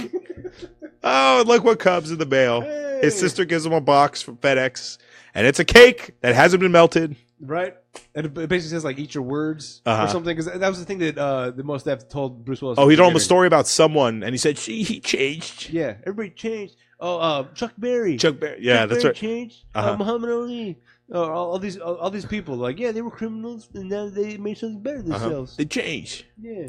So he sends him a cake with, Because if I can change, you can change. Everybody can change. Everybody can change. Yeah. Is Rocky IV in the archives as well? Yes. For the spoilers? Oh, real quick, before we end this movie, yeah. Speaking of Rocky IV, have you seen Creed? The newest Rocky movie? I haven't. It's in my queue. I haven't got to it yet. It's good. You got to check it out. The guy who did Black Panther directed Creed as well. See, you can't in the same sentence. You've said two movies that feel like homework. That I feel like I need to watch because they're important. But I don't have any real interest in. Creed's good. I would watch Creed before Black Panther. Okay. Because it's a superhero movie. Anyway, Stallone is writing Creed 2. Oh. And I don't know if you know what Creed is about. It's Apollo's son. Yeah. And Rocky trains him. Right. In Creed 2, Adonis Creed, Apollo Creed's son, has to fight Ivan Drago's son. What in the hell? Yeah. Okay. Well, So there hasn't been a trailer yet, but I already know it's going to be like, "Oh, you're back. I must break you again." Okay, because it's going to be some shit like that. I already know. What it seemed to me is Rocky has gone through this roller coaster ride of starting off as a good, serious movies, getting cartoonish, and then we started coming back a little bit with like into Balboa, reality, and then with Creed, and now we're back up. We're back into Drago again. Yeah, Drago again, but it's Drago's son. So Adonis Creed, your dad killed my dad. Sorry, Adonis is this the guy from Balboa? No. That's Rocky's son, right? That's Rocky's actual son. Okay. This is Apollo Creed's son, Adonis Creed. Oh, sorry. Yeah. All right, got it. So he seeks out Rocky to train him how to box. Okay. So Adonis was the guy from Creed. He's gonna fight. Ivan Drago's son. Ivan Drago's son. Who's So- gonna play that guy? Do we have any idea? A real boxer. It's somebody that could be Rocky Horror, from the Aryan, blonde hair, super blue eyes. Yeah. Ripped. He's a real fighter. He's Okay. he's either an MMA fighter or an actual boxer. All right. Anyway, Boy.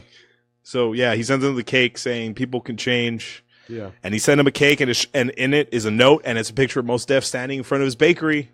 His $30,000 bakery Yeah. that specializes in children's cakes. Wow, that's a small market. Yeah. You don't want to we also sell cookies, we sell Yeah. brownies. Everything. We got the lollipops. Those little cakes. Hi. Me and my fiance were interested in getting a wedding cake. Oh, sorry, I only do kids cake. If you have a kid, come back in like 6 years and I'll make him his cake. After you get married and have some children, I can make you some cakes.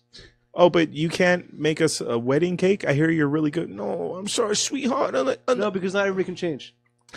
I do only kids' cakes, and not everybody can change. Yeah. All right. Hi, I'm from so and so corporation. We want to put your cakes at every store in America. Are they gonna only be for kids' birthdays? No, it's for everyone. It's a wedding cake. No, I'm sorry. And that's $60. I'm telling you, dude, this had to have been a Die Hard-ish story at some point. But then you can't have It was fan fiction. But then you can't have John McClane be a dirty cop at the end. Or maybe that's his character arc coming full circle. Like he's been led so far down the road. He was already going pretty far down, man. From the beginning, you already see his downward spiral. And third one, you see how deep it got. Yeah. Just exponentialized. I mean, what was the last one was late 90s? The third one? Yeah. 95. Okay. 95. So, add 20 years. Yeah. How far has that spiral gone? From 10 years, you see how far it spiraled the first time. Number 3. Now, 20 years later, he's out. He's gone. Unrecognizable. Maybe John's planning a gun just to close the fucking book on this one guy. Yeah. Or just to make his wife proud. Hey, look what I did. Look who I caught. I caught this guy. No? Still not? All right. No, I only saved your fucking life in a building, and you're still giving me shit. Yeah. In the third one, twice. Once in a building, once on a plane. Once in an airport, and she's still giving him shit in the third movie. John. I get it. I can see him becoming this. Yeah. So yeah, fan fiction, like sort of John McClane fan fiction. Yep. Not all fan fiction's erotic. Yeah. It can get dark. So, closing thoughts on 16 Blocks. It was not good. I didn't like. And I think I don't want to say Mos Def ruined it because a lot of it was the writing, directing. The gotcha. Yeah, the whole. Whoo! Aren't we clever? No, you're not. This has been happening in every movie. This happens in goddamn TV shows. Yeah. For Christ's sake, you can't pull this off and think you're clever because of it. So yeah, overall not so good. As I was watching this, I kept thinking of John McClane. Like this had to be a Die Hard-ish story. Yeah. Yeah, I thought it was fine. I don't think it was a movie. Nah. Not even that. It was just. It happened. It happened. I mean. So there's one below. So it happened, and then it was a movie. Yeah. Well, Bruce Willis is a weird thing for me because even the movies that are bad, I do have some sort of reverence for because of the fact that he was in it and put something into it. This was hard to stand by. This is not one I'm going to recommend to people to watch, but because of the Bruce Willis factor, it's kind of like all right, it's fine. And it was also kind of fun doing the voice. After I got over the whole awkwardness part of it, it was kind of fun. Yeah. I can't do it outside of this. No. But, maybe you should for Halloween. Oh wow! You should check. That's on so many levels. I'm going so bad. Yeah. Oh wow. Well, that was our opinion of the movie, but like I said at the top of the show, we have lots of them, but we have 0 credentials. Now we're going to hear from people who actually have credentials, the critics. Do you want to hear good reviews or bad reviews? Let's start with the good. Okay. Good reviews. Moira McDonald of Seattle Time. Moira McDonald, look at you. I try to win it back that way. From the Seattle Times says, hiding among all the uniforms and bullets, it turns out, is an actor's movie, and 2 actors more than capable of hitting their marks. 2? Well, okay, that's accurate. They are more than capable of hitting the marks. Does not mean they hit them. Okay. So these are both people that have a lot of potential. Yes. Maybe that's a twist in this movie. Oh, gotcha. No potential performance. Okay. Lou Lumanek of The Village Voice says, the actors seem to have inspired the hack director Richard Donner, and the cat and mouse game is much grittier than one would expect from the creator of the Lethal Weapon series. Yep. Yeah. I would not have thought same director. And the final good review comes from Roger Ebert of the Chicago Sun-Times. Oh, what? The bedrock of the plot is the dogged determination of the Bruce Willis character. Jack may be middle-aged, he may be tired, he may be balding, he may be a drunk, but if he's played by Bruce Willis, you don't want to bet against him. You like that? That's a good one. I like that. I do like that. Don't bet against Bruce. Yeah, you don't. You can't. Even if he's getting too old for this shit. Now the bad reviews. Right. Allison Benedict of the Chicago Tribune says, in the end, it's not the predictable action, but the lack of chemistry and camaraderie. Yeah. God, that sinks 16 blocks. Yeah. It got cute at the end. Mm-hmm. It took way too long for them to develop the chemistry. Yeah. But I think it did get there eventually. But even then, it was barely. Mick LaSalle of the San Francisco Chronicle says, another urban action thriller that's better than some, worse than most, and so forgettable that it's possible to forget it while watching it. Yeah, that's it happened. Yeah. That just sums up it happened. Oh, man. I forgot it was in the past week. I forgot a bunch of things already. Yeah. Finally, Bob Longino of the Atlanta Journal-Constitution says, I think it's Longino. I don't know. Okay. It goes from one implausible situation and hail of bullets to the next outlandish moment and more gunfire. There are also moments of extreme flat dullness, those generally being the moments when Def isn't talking. Now it's time for the Rotten Tomatoes game. This is part of the game where I make Adam guess the score of the movie based on his Rotten Tomatoes score. For those of you unfamiliar with the scoring system, it's an average score from 0 to 100 amongst critics and the audience. 0 to 59 is rotten, 60 to 84 is fresh, and 85 and up is certified fresh. What would you like to guess first, the critics or the audience? Let's go with the audience first. Okay. It's going to be rotten. As far as how you don't hear people talking about 16 blocks. No, you never do. But I feel like most Def has the following enough.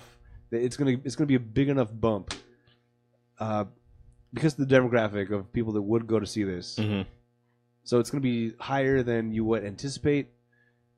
You got the Bruce Willis people like myself that would come out for it. Let's give it a 49. 57%. Okay, good. So close to fresh. Now those are the people though. Now the audience. Now the critics. Critics are gonna be less forgiving. Mm-hmm. I feel like a lot less most Def fans than the critics. Uh-huh. Maybe more Morse fans and Willis fans. Morse fans. Okay. More so than Def. Oh. Okay. In the critics. Let's see. It's still going to be rotten. Let's give it a 32. 56%. Wow. Nearly identical. That's rare. So they almost liked it. Yeah. That's pretty rare. Mm-hmm. For the people to match. Paul Giamatti wasn't in this. He's been in a lot of our movies, and since we both love him, we decided to ask, what role would Giamatti have had in this movie? Let's see. It's a slam dunk for me. Okay. Most Def. Get out. Take him out. Get Giamatti? Giamatti in there. Yeah. Even if he put on that stupid accent, it'd be entertaining still. Uh-huh. Because he's good. I could see him being like, "Oh God, they're coming for me, Jack." No, I need my great suit. Come on, I can't go without the great suit. The great suit makes the entire case. Yeah. I can't do it. Yeah, you got a birthday, Jack. Come on, everybody's got a birthday, right? I mean, you got a birthday. Yeah. I mean, hey, dude, I got a birthday. You got a birthday. We all got a birthday. So it's just, I'll make you a cake. All right. Yeah. Just make a cake for the birthday. Uh huh. Yeah, that'd be great. I like it. Now it's time for trivia. This is part of the show where I give out little bits of facts or info you may not know about the movie. Bruce Willis originally wanted Ludacris to play the role of Eddie. Ludacris over Mos Def. I would enjoy that more. Okay. it would all be dependent on what affect what accent put on his voice. But based on the movies I've seen with Ludacris, he does not do any kind of no any kind of accents. No, he plays. He is Ludacris. He does Ludacris accent. He's Ludacris as a cop. Ludacris. He does a Chris accent. And then a Luda. Yeah, Ludacris, and Chris. Yeah, those are the accents. A lot of range. And last bit of trivia. I think you're gonna like this, Adam. All right. It is about Bruce. Yeah, man. In order to make Detective Jack Mosley's limp look realistic on screen, Bruce Willis put a pebble in his shoe and kept it there throughout the length of the shoot. You like that? You like that range? I got it. I got to be in the mind of this guy. What could I do to create a limp? Oh, thank God. I thought that was going to go in the direction of he actually injured his foot. Oh. A pebble. All right. So you don't forget that you got a limp, I guess. All right. But the dedication to stay in that role. All right. Finally, Money Makes the World Go Round, a.k.a. Bialystok and Bloom. I want to put this film into perspective with other films that were released this year so we can get a feel financially how well this film held up to its peers. The budget for 16 blocks, $52 million. How much do you think its total worldwide gross is? $52 million. God damn. Who you think you got? Chelsea Clinton? Chelsea Clinton? What's her name? Is it Chelsea or Kelsey?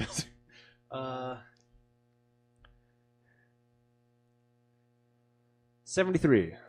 In the U.S., it grossed 36.8. Overseas, it grossed 28.7, bringing its total gross to 65.6. Not bad. Not bad. I mean, bad, but not it's bad. A loss. Yeah. So, Bialystok and Bloom are like, oh, I don't know what happened. Fantastic. I don't know what happened. More accents and more weird twists. I can picture them on the side next to the director, like, you gotta have more. Nathan Lane, you gotta have more accents. What is that? What is that? I can understand you still. Come on. Harder. Yeah. What? Perfect. Yeah. This film debuted in second place on the weekend of March 3rd, 2006. Number one that week was Tyler Perry's Medea's Family Reunion. Oh, my God. I kind of... You look so upset when I read that. I've seen snippets of the Medea movies. Or whatever Tyler Perry's. Yeah. Part of me wants to do one for the podcast, okay, just so that I can get it out of the way. But I guarantee you, I will hate every second of it. I know. The look on your face right now is... I cannot... You look so upset. I don't... Tyler Perry's good outside of his Medea character. Did you watch Gone Girl? Not yet. He's like the Johnny Cochran lawyer of that movie. Hearing about that. There was something else he was in that was normal, wasn't it? He was in Star Trek for like one scene. Oh, okay. He was like the head of the council, the whatever council. Yeah. Not sure I like that he's a part of it. I like that he's a part of it as a normal person. Oh, you know a movie we should do that has Tyler Perry as the lead, and it's not a Medea movie. It's called Alex Cross. And he's doing the Alex Cross character that Morgan Freeman played. And I've heard of this. The serial killer is the main guy from Lost. Jack Shepherd? Yes. He's like a psychotic, like he's trying to be like, oh wait. Like he's trying to be like a serial killer like that. But Tyler Perry is Alex Cross trying to take him down. It's not good. I think you might like that. I'd be much more apt to see that than one of a Medea movie, yeah. Because there cannot be anything redeemable about that. My in-laws, my mother and father-in-law went to see Boo, a Medea Halloween, and they walked out in the middle of it. They hated it. Good. I'm like, well, why are you watching that? God. Yeah, why? I'm like, why? Did they have a movie pass? No, this wasn't around back then. Okay. According to Box Office Mojo, 16 Blocks is the 7th highest-grossing film in the category Dirty Cop. I just did this one like 2 weeks ago. Dirty Cop. Number one is The Departed. Yes. And finally, 16 Blocks was the 86th highest grossing film of 2006. Number one that year. Wow. This is every year from now on I guarantee you. Oh, maybe not this year. Okay, it's a superhero movie. So it's not a superhero movie. Oh. So this is back then when Harry they Potter? weren't coming out anymore. Okay. It's Pirates of the Caribbean, Dead Man's Chest. That's all the same. Yeah. But I mean, these past 3 years, it's been Star Wars, and then before that, it was probably like They're going to be epic sci-fi. Avengers. Is Pirates sci-fi? Would you consider that sci-fi? No, it's action adventure. Okay. But It's in the vein. Yeah, it's all the same thing. Yeah, it's an epic world they've created. Yeah. Yeah. I saw 16 Blocks on Amazon, Adam. Yeah, as did I, man. So, if you're going to watch anything on Amazon, go to our website first, ratpack.productions, ratpackpodcast.com, either or. On the website, once you get there, there's an Amazon link, a little banner there, a little advertisement, if you will. Click on that, takes you to Amazon. You do your shopping as normal, doesn't cost anything extra, but we get a little percentage out of anything that you spend as long as you click that link first. So, appreciate that. That's 2006's 16 Blocks, directed by Richard Donner. Check out our website, ratpackpodcast.com/spoilers. Follow us on Twitter, Facebook, and Instagram at Spoilers Show. Check out and subscribe to the YouTube channel, Rat Pack Productions. Write to us via email at spoilers@ratpackpodcast.com for any questions, opinions, and movie requests. Please rate and review the show on iTunes so it can help us in the rankings.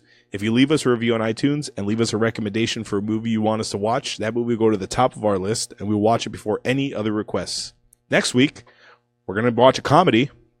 Oh, is that right? We're watching Tammy, starring Melissa McCarthy. Oh, yes, that's right. Because Melissa McCarthy has a new movie coming out. Yeah. Tammy is directed by her husband. Her husband is in all her movies. He's the field marshal or whatever. He's, did you watch Bridesmaids? Yeah. He's the air marshal. Air marshal. That's her husband in real life. Right. She puts him in every single movie, and this movie he directed. Ah, all right. Yeah. So we're going to be watching Tammy. Sarah, I told her, I said, we're watching Tammy next week. She goes, ooh, I'll watch that with you. Because she generally doesn't watch these movies with us. Yeah, that's a good call. Yeah. Yeah. Probably the best. But then after that, hopefully, we might have a guest Woo! for a movie that I'm going to movie pass. Oh, is that right? Well, the new shit. version of it is coming out. It comes out January, February, March. Oh, you got to get it soon. You got to get it soon because it takes like 2 weeks to get here. Once we're done, let's wrap this up so I can get the. So next week, get ready for Tammy. Yeah, man. With Melissa McCarthy. Do you find Melissa McCarthy funny? At times. Or do you think her shtick is like, oh, she fell down, ha ha? It's fine to a point, and then it gets excessive. It's small doses, I guess, is the way I can explain it. Did you watch Spy? That's what I mean. For the first part of the movie, I was kind of like, "Oh, you're irritating," and then once it got into like more actiony things, but that wasn't so much comedy. It was more just like a "Whoa, didn't see that coming."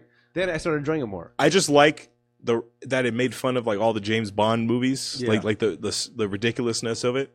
But I remember seeing parts of Heat and not knowing that a comedy was on. Like my sister was watching in the next room, and I was like doing some computer work, and I just kept overhearing it, and I'm like. And then I eventually go like, "What are you watching? What is this Sandra Bullock movie?" Like, "Oh, this is Heat." Heat.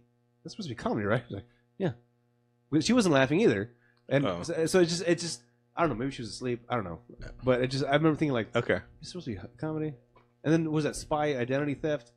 Identity Theft. Yeah. Jesus Christ. Okay. So hit or miss. So she's hit or miss small with you. Doses. Well, in Bridesmaids, did you like Bridesmaids? Yeah, I did. Well, she's not the lead in Bridesmaids. Exactly. Yeah. This is the Fat Amy theory. And the Andy Chen hangover theory. Oh, yeah. Is his name Andy Chen? No, it's Chong? what is his name? The Asian guy. Yes. He was also in Community. Uh-huh. He was hilarious. Let's give him the whole movie now. Yeah. No, he's not funny by himself. Yes. His actual name is Ken Jeong. Ken Jeong, that's right. Yeah. Okay. In Community, even when he started getting more more. Oh yeah, he started like, getting more screen time. No, then it became. I didn't like him. I didn't like him that much. The more prominent he became on the show, the less I enjoyed his character. Mm-hmm. You need those small doses, otherwise you overdose. That's what I hated about Pitch Perfect 2. Yep, same thing. Too much. They realized, holy shit, we got to get Fat Amy. Yep. Way more lines, way more story. Nope. Yep. Nope. Don't need to. Just give her the little jokes here and there. If she's saving your movie, then your movie's in trouble. Yeah. She should be spicing your movie. Yes. Oh, real quick. because you brought up Community, real quick tangent. They're on Hulu. They made this documentary about the Dana Carvey show. Do you know what the Dana Carvey show is? Yes. I heard it was revolutionary. It was a sketch comedy show. Right. But the reason that show is famous is because who was on the writer's staff? I don't know if I ever told you. I think Ben Stiller was on there. No, not Ben Stiller. Oh, no? The writing staff of the Drew Carey show, and I think Dana Carvey. not Drew Carey, Yeah. Dana Carvey. I think the show only lasted like 14 episodes, but the writing staff was Dana Carvey, obviously, Right. Steve Carell, Louis C.K. Yeah, Stephen Colbert, Right. the guy who's Triumph the Insult Comic Dog, Robert Smigel, and Starburns from Community. That's That's like a fucking murderer's row of writers. good stuff. For 14 episodes, they worked in one unit, in Yeah. one little room. But then Dana Carvey went all Master of Disguise and Yeah. Which you can also watch in our archives. yeah. That's the one that I almost quit. That's right. The show. I almost quit the show over that one. So until next time, check out Tammy. And until next time, this is Hollywood. I'm Adam.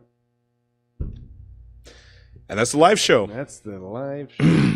Or that's the podcast. This is still. That's the podcast, yeah. Now we're back in the live show. Right.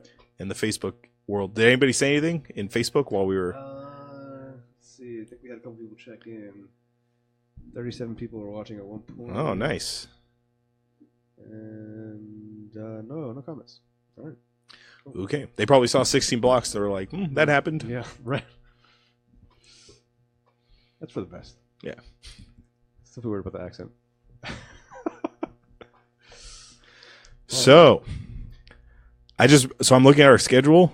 Yeah. You have your birthday is right before our 5th spoilies. That's right. So we made a rule that our birthday episode, it can be anything you want, no matter what it is. It can be good, it can be bad. You can manipulate who's most spoiled. Oh, good, huh? If you really like the person, you can just say, "Oh, I'm gonna pick this movie." I could put Ludacris in there. He's been in 2 so far. Right? What do we got? Let's see. There's John Boyd, I think, was up there because you said of Laura Croft. So once we do Tammy and that one, we got a lot of people at 2. So whoever is the third is gonna take the lead. I guarantee you, I won't stack the deck, but I think I will do something that is that I want to share, not because I want to keep it as my own, like hip hop style, because I want to share with the masses. Something probably lesser known, as I'm gonna try to go for.